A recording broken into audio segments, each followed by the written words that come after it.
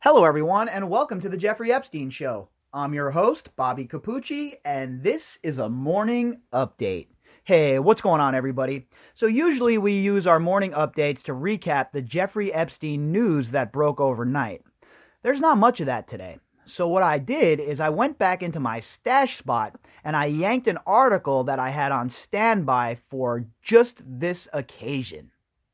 This article has to do with Jeffrey Epstein, France, Jean-Luc Brunel, and the three 12-year-old girls Jean-Luc Brunel provided to Jeffrey Epstein as a birthday present. Let's jump into the article. Headline: Jeffrey Epstein Paris probe heats up as three victims speak with officials after claims pedophile abused French triplets 12 who were sold by their parents and given to him as a birthday gift. If that doesn't induce vomiting, I don't know what does. It's gross to even read a headline like that. It honestly makes me so aggravated and so angry to read stuff like that.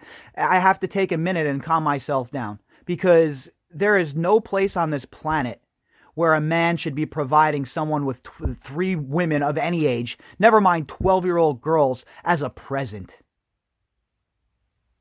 This article was written by Reuters and Chris Pleasance for Mail Online. And like I said, folks, remember, this is an older article. This article is from September 11th, 2019. It comes after Heights opened a preliminary investigation last month into whether the billionaire pedophile had committed sex crimes on French territory or against any underage French victims. Well, we know that he has. We know for a fact that Jeffrey Epstein's reign of terror reached France. We know that him and Jean-Luc Brunel were busy doing their thing in France. We know that Brunel has had several allegations brought against him. We know that he liked to use date rape drugs. We know that he sexually assaulted people. And we know that he raped models. We also know that he procured girls for Jeffrey Epstein. It also comes after Virginia Roberts, Epstein's most high-profile accuser, claimed that Epstein had 12-year-old French triplets flown from France to Miami so he could abuse them as a birthday present. Let that sink in, folks, okay? This isn't just some hearsay. This isn't just some Joe Schmo off the street saying this. This is Virginia Roberts saying this, okay? The most credible of credible accusers maybe I have ever researched or read about is not only saying that she was abused by Epstein and his pack of disgusting morons. No, she is also saying that these three 12-year-old French girls were flown in. Just think about it for a minute, okay? They were flown in by Jean-Luc Brunel from France after being purchased from their poor parents, okay? And when I say poor, I'm talking about economically here. I'm not saying poor as in, oh, I feel bad for them, because even if you're broke as hell, poor as poor could be, you should never, ever, ever sell your children. I mean, I don't even think I shouldn't have to say that, right? But I guess I do. The circumstances surrounding you mean nothing to me. You should never sell your children. I can't even comprehend that kind of thing. I can't even wrap my mind around that. Roberts made the claims in a 2015 lawsuit that was unsealed last month, in which she said the girls were supplied to Epstein by Jean-Luc Brunel, a French model scout who was a close associate of his. Again, close associate doesn't even do justice, the relationship that these two had. I've said it once and I'll say it a million times. This criminal enterprise was headed by Jeffrey Epstein and Ghislaine Maxwell. Epstein was the boss out front, right? He was considered the boss. He was the godfather, so to say. He was the one that was making the decisions according to the public. Behind the scenes, we all know that Ghislaine Maxwell was pulling the strings. We all know that she was the brains behind the operation. And Jean-Luc Brunel, oh, well, he was their number one associate. He was one of the top procurers. He had the modeling agency, MC2. Look, folks, Jean-Luc Brunel was a very big part of this trafficking ring. And the fact that he is still in hiding, the fact that nobody has seen him as well, it just makes you think, huh? How is it that Jeffrey Epstein's dead, the core four have immunity, and now you have Ghislaine Maxwell and Jean-Luc Brunel, his two underbosses, are in the wind? How does that even occur in the year 2020 when we can find terrorists hiding in a cave in Tora Bora in Afghanistan We can't find Jean-Luc Brunel or Ghislaine Maxwell? Makes you question, are they even being looked for? I don't think they are, folks. At this point, I have a hard time believing that Jean-Luc Brunel is being searched for and they can't find him. How is that even possible? It is an impossibility for me to even believe that this man cannot be found. He's not some super spy. He's not some asset of intelligence. Or is he? That would be the only explanation for this, right? Is if he's being protected by somebody. But I'll leave that up to you to decide. I don't have any concrete evidence pointing that he's under anyone's protection at this point. But considering what we've seen so far around the Epstein trafficking ring and around those people who had leadership roles, well, what other conclusion can we come to? Giuffre bragged after he met them that they were 12-year-olds and flown over from France because they're really poor over there and their parents needed money or whatever the case is, and they were absolutely free to stay and flew out, Roberts said. It just breaks my heart, folks. It honestly breaks my heart. I want to get really mad right now and get fired up and rage and yell and scream, but I feel so bad for these 3 12-year-old girls. Imagine, just put yourself in their shoes for a second, okay? You're a 12-year-old girl. This Jean-Luc Brunel character shows up at your house. You live in some dirt poor area of France. I'm not familiar with France. I don't know where the dirt poor areas are. But you live in some dirt poor area of France. 15 of you in a 1-bedroom apartment or a house or whatever it is they live in over there, a flat or a cottage or whatever it is. And this guy shows up. And he sits down with your parents and they start talking and negotiating, whatever it may be.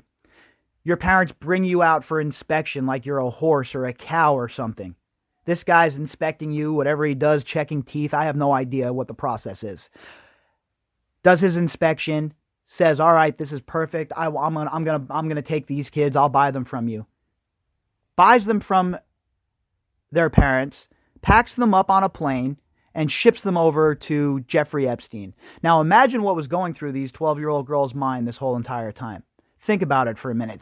Just try and put yourself in their shoes. I know it's almost impossible to do that, but imagine what sort of trauma that these young girls have to live with now for the rest of their lives. What they went through at the hands of Jean-Luc Brunel and Jeffrey Epstein. And we all know that Jeffrey Epstein wasn't a guy that was just hoarding all of these young girls himself. He was passing them out to his friends. So who else was hanging out at the time that these 12-year-old girls were around? This is information that we need to find out.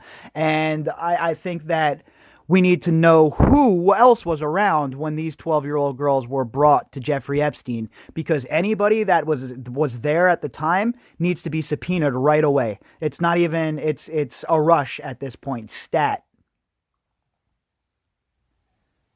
She said she saw the 3 girls with her own eyes and that Epstein had repeatedly described to her how the girls had massaged him and performed oral sex on him.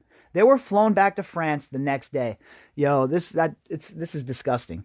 Okay, this is disgusting to me. And also, not only put yourself in the shoes of these young ladies, these young girls, I shouldn't even say ladies, these little girls who were flown into France to have sex with Epstein, to be abused by Epstein and God knows who else, and then flew back to France. Well, think about being Virginia Roberts. Think about what she's going through. She was there. She saw this with her own eyes. She saw just about everything Jeffrey Epstein was up to. And nobody believed her for all of these years. Nobody believed her for all of these years. Think about the weight. Think about the burden that she has carried throughout the years, folks. And then ask yourself, has there ever been a braver woman to come forward and accuse people than Virginia Roberts? I'd say you'd be hard-pressed to find one. She should be up for all kinds of awards for her bravery, for the way she's come forward, for the way she's stood tall with her shoulders back, with her head back and her shoulders straight. Because guess what, folks? It's not easy to step forward and fight people like this and battle people like this. These are very, very strong, very evil people. People with connections that would make your head spin. And Virginia Roberts stepped forward at great, great, great harm to herself and told these people enough is enough. And that, we can't understate that. There's not enough we can say about how brave that was. And for Virginia to have to live through all these years with not only the abuse that she suffered, but to live with the burden of knowing that other people were being abused as well, and she couldn't help them either. It just has to be, I can't even imagine the burden. I honestly cannot even imagine the burden. Roberts also claimed that Brunel had agreed to supply girls for Epstein to abuse in return for a $1 million investment to help launch his Miami-based modeling firm MC2. And MC2 is a modeling firm that we're going to get into, folks. We're really going to dig deep into this MC2 firm at some point because there's a lot of connections here. And I know people aren't really hip to all of the connections and the spider webs and the way that all of this connects.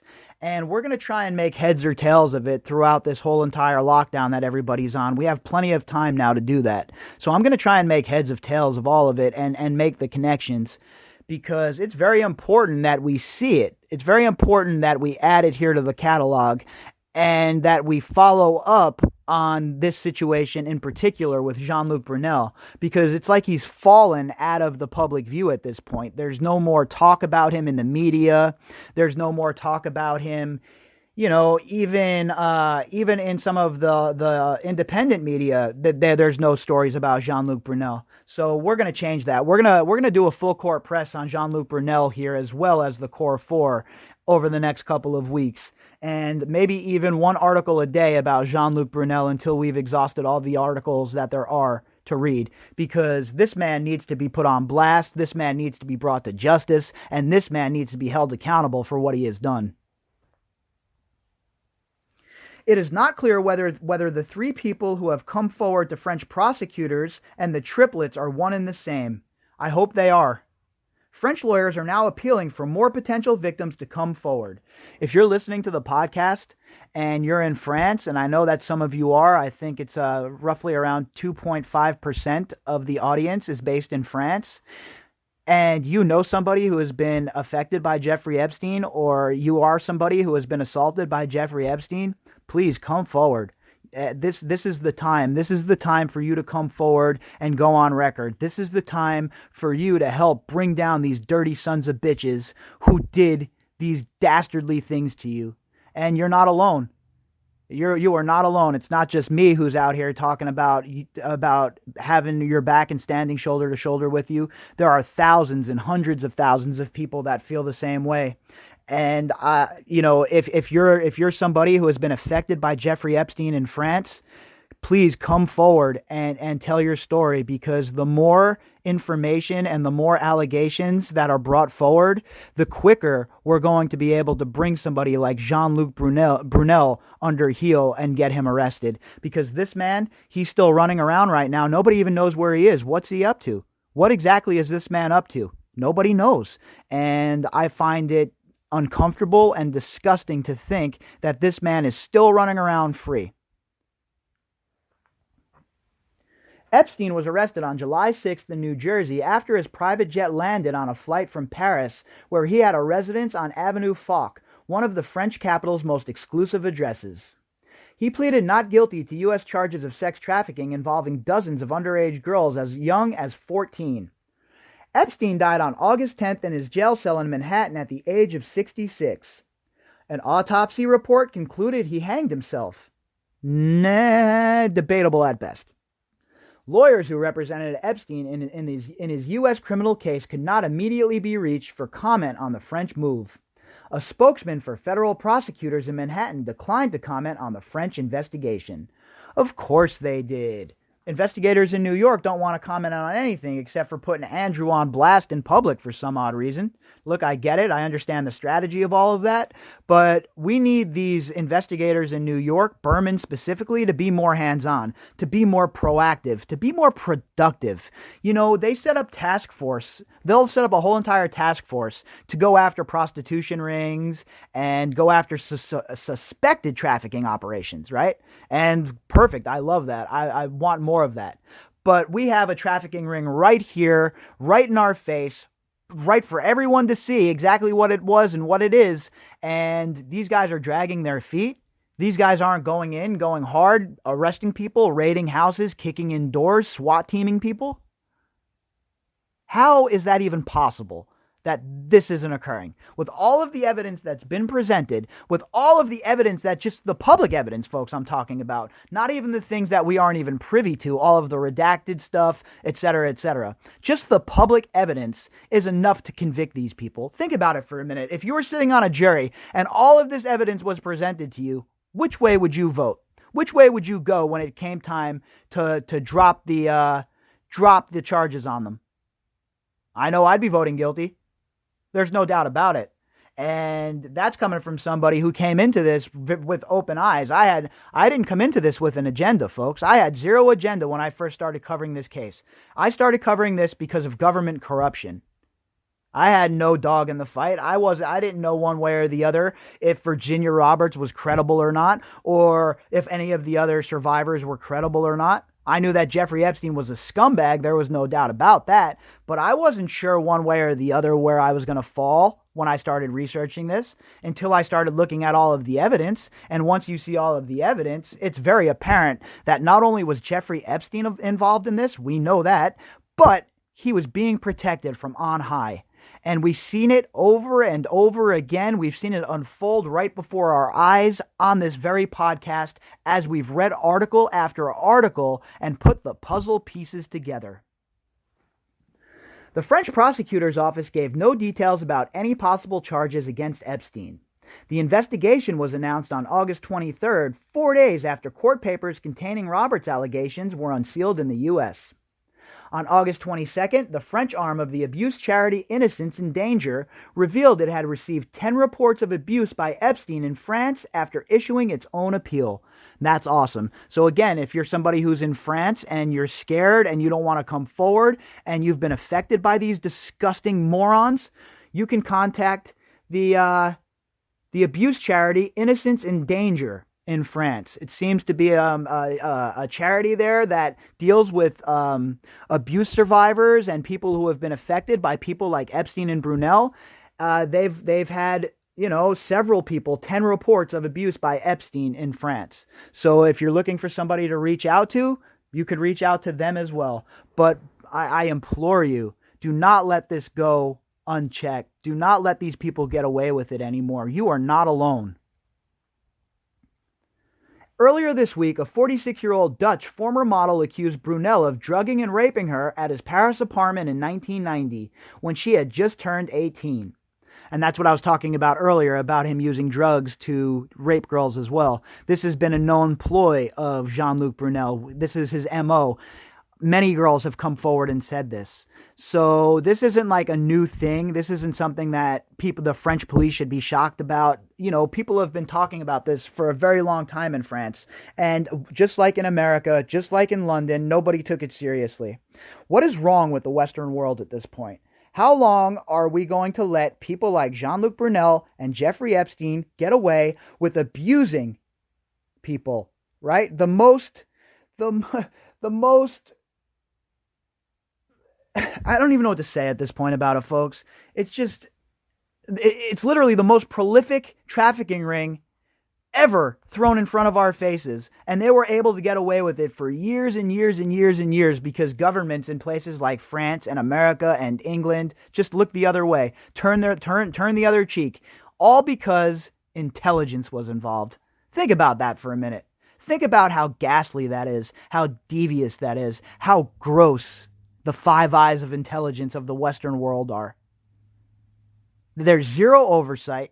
There's nobody that ever checks their power, and they continue to run roughshod over the freedoms and rights of every citizen of the free world. And this is the result. Unchecked, unmitigated power where they're able to conduct themselves in a sex trafficking ring right under our noses, while associating with ex-heads of state, business moguls, politicians, you name it. And meanwhile, those who are abused are way too scared to come forward because of the circle that Epstein ran in. In a letter which was sent to Paris prosecutors, the woman said several girls lived in Brunel's apartment near the Champs-Élysées, where everyday rich businessmen were accompanied by very young girls. The events are beyond the statute of limitations, and my client knows this will not lead to charges against Mr. Brunel, the woman's lawyer Anne-Claire Lejeune told AFP. But she wanted to testify anyway to help the inquiry move forward, she said. Well, that's pretty brave on her part for coming forward like this, even knowing that the statute of limitations has passed her case by. She came forward to help add, what do we always talk about here on the podcast, folks? Context to the story. And when you add context, you add more meat to the bone. It gives you an overall picture of what's going on, and it gives the prosecutors more probable cause to keep digging. Even though the statute of limitations might have passed, that doesn't mean that people don't believe what she's saying. Innocence in Danger said it will also be sharing information with investigators. Innocence in Danger will reserve for the judicial authority the content of the information and testimonies it has received in recent weeks so as to enable investigators to carry out all investigations necessary to uncover the truth, it said in a statement. Now remember though, folks, this article is from September. And we're all the way in March of 2020 now, and we haven't really heard much about France. We haven't heard much about the movement in France. We haven't heard about investigations in France, so it leads me to believe that the French authorities caught this stuff in their net and stepped on it.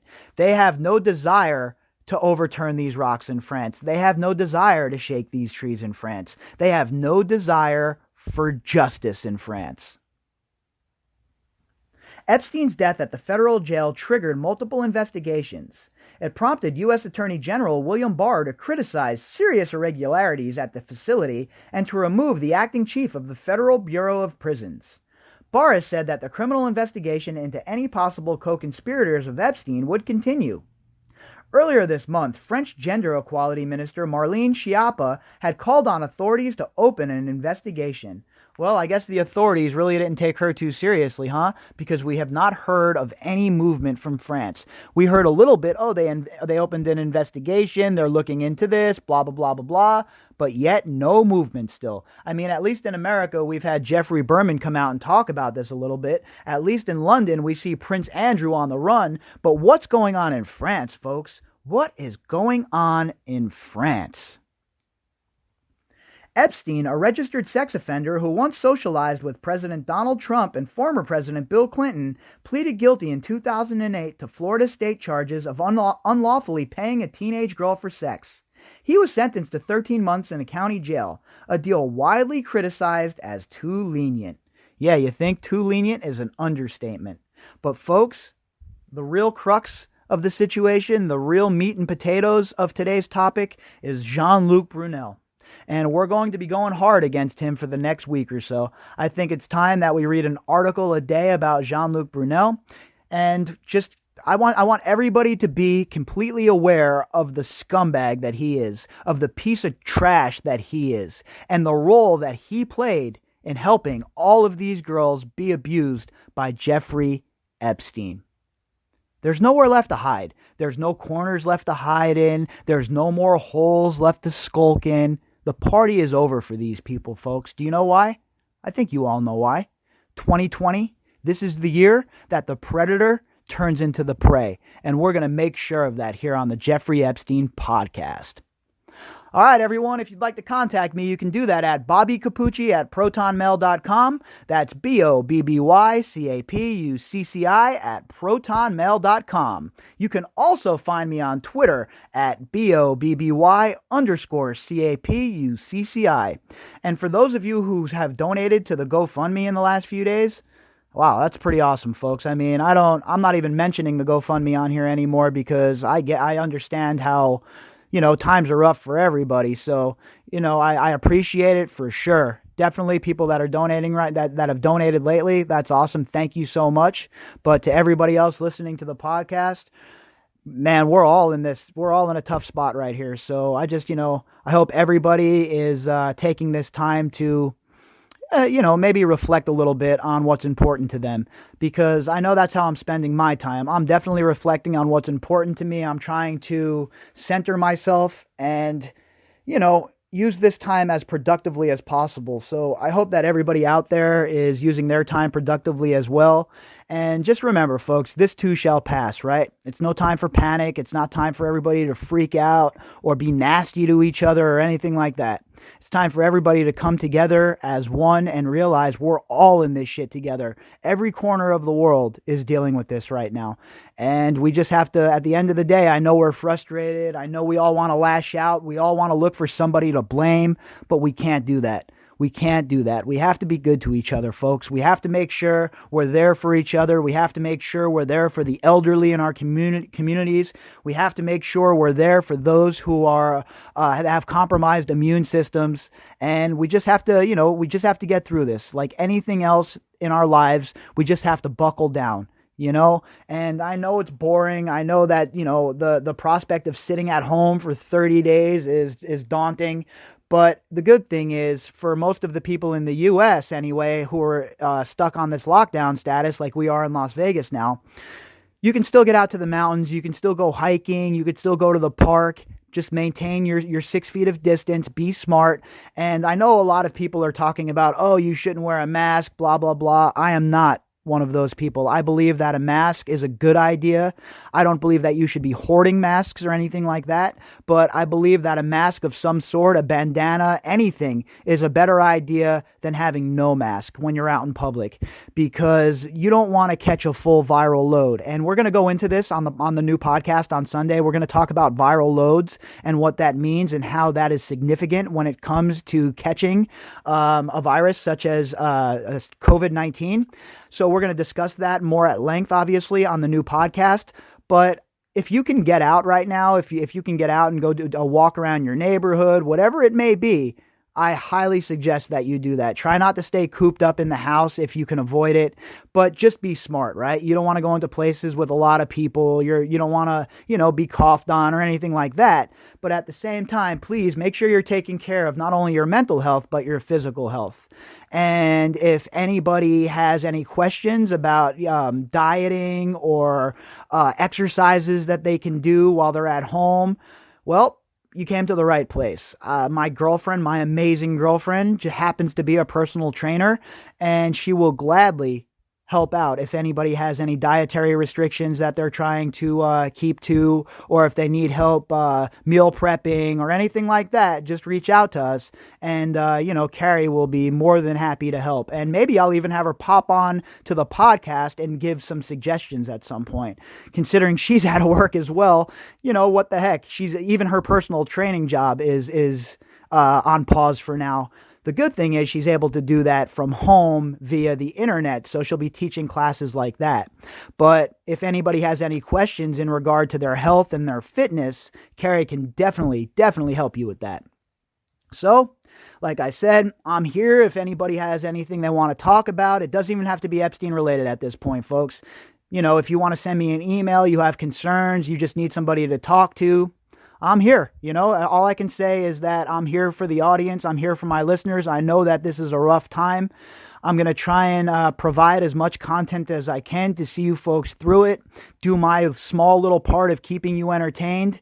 And we'll get through it, folks. We're all in this together, and we're going to get through it together. I definitely believe that. I have faith that we're going to be able to get through this and come out on the other side even stronger than ever. So, until later on, folks, I hope you all enjoy your Saturday as much as possible. And worst comes to worst, right? Hop onto HBO and have a Game of Thrones binge watch. I mean, you might as well. At this point, you might as well. All right, everybody, I will talk to you all later. Please try and enjoy your Saturday as much as possible.